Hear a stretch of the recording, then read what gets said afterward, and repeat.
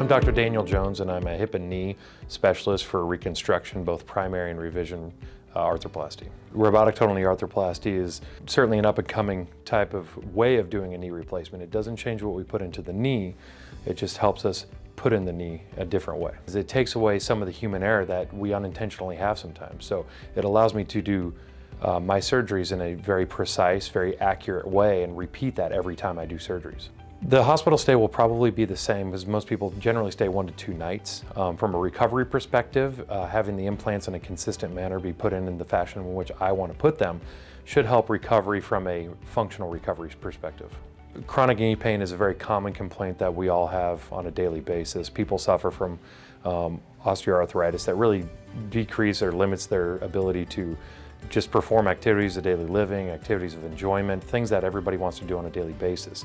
Playing with grandkids, all these things can become quite troublesome. One of the things I love about the robot that we recently obtained to have access to do surgery is that it only assists me. So it helps me put the cutting blocks in the position where I want to put them.